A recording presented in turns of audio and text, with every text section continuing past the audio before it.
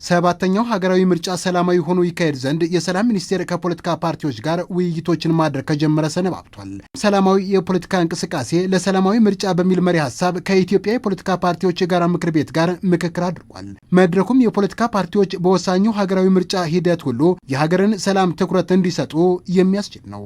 ወደ ምርጫው ወሳኝ ምዕራፍ እየገባን ስለሆነ የፖለቲካ ፓርቲዎች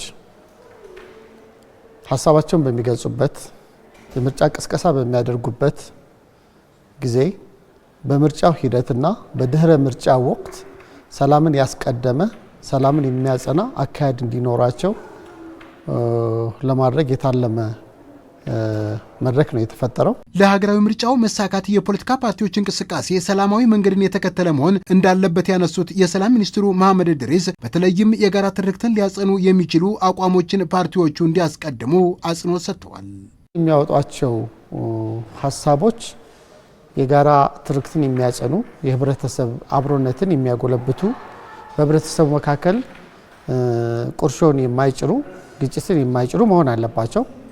የምርጫ ቅስቀሳቸው አሁንም ከጥላቻ ንግግር፣ ከስሜት ቀስቃሽ እና ወጣቶችን ወይም የተለያዩ ህብረተሰብ ክፍሎችን ወደ አመጽ፣ ወደ ተለያየ ወደ ሁከት የሚገፋ መሆን የለበትም። በእርግጥም ለፖለቲካ ስነ ምህዳር መስፋትና ለተሻለ ዲሞክራሲ መጎልበት ሰላማዊ የፖለቲካ ውድድር ወሳኝ ነው የሚሉት የፖለቲካ ፓርቲዎችም በተግባር ሲገለጥ ይበልጥ የሚመሰገኑ የጋራ ሀሳቦችን የተገኘበት መድረክ መሆኑንም አንስተዋል። እና እገሌ ነው የሚል ሳይሆን አጀንዳው የጋራ ነው። ስለፊት ለፊታችን ያለው የቀረበው ነገር የጋራ ነው። ሁላችንም ማንኪያ ስተን ፕሮፐርሊ ያን ማንኪያችንን አይደለም በአግባቡ እዛ ላይ እያስቀመጥን እያሳረፍን ፕሮፐርሊ መጠቀም የሚያስፈልግ ምዕራፍ ላይ የሚያመጣን የጋራ ጉዳይ ነው። ከዚህ ተነስቶ አንዱ የፖለቲካ ፓርቲዎችን በተመለከተ ብልጽግና ተወዳዳሪ ነው። እዚህ ነው ያለው፣ አብረን ያለ ነው። ከኛ ምን ይጠበቃል ስንል ከብልጽግና ምን ይጠበቃል፣ ከእያንዳንዱ ፖለቲካ ፓርቲ ምን ይጠበቃል የሚል ጉዳይ ላይ መግባባት አለብን።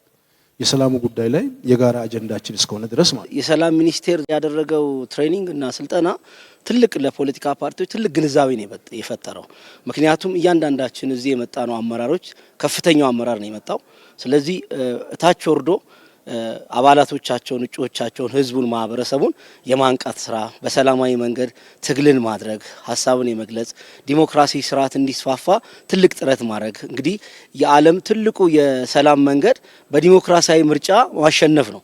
ስለዚህ ይሄም ኢትዮጵያ የተከተለችው ያለው የምርጫ ስርዓት፣ የዲሞክራሲ ስርዓት ዛሬ ላይ ሆነን ትልቅ እድገት፣ ትልቅ ለውጥ ነው። ትላንት በጋራ ቆመው ፈተናን በጽናት ተሻግረው ሀገርን ለትውልድ ያሳለፉ ጀግኖችን ባፈራች ሀገር ዛሬም በጋራ የመቆም ኢትዮጵያዊ ታሪክን በመተግበር ነገን የተሻለ ማድረግ እንደሚገባም ተነስቷል። አብሮነታችንን አጎልተን አጠናክረን ችግሮቻችንን ፈትተን እድገታችንን አረጋግጠን ሰላማችንን አጽንተን ለትውልድ ጠንካራ ሀገር እናስረክብ ስንል ከምናስረክባቸው ውስጥ አንዱ የጋራ እሴቶቻችንን ነው። የአብሮነት እሴቶቻችን ነው።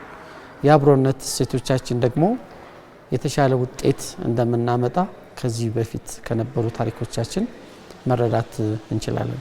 የፖለቲካ ፓርቲዎች ምርጫን ሰላማዊ በማድረግ ሀገርና ሕዝብ ወዳድነታቸውንም በማሳየት የበኩላቸውን እንዲወጡም ጥሪ ቀርቧል።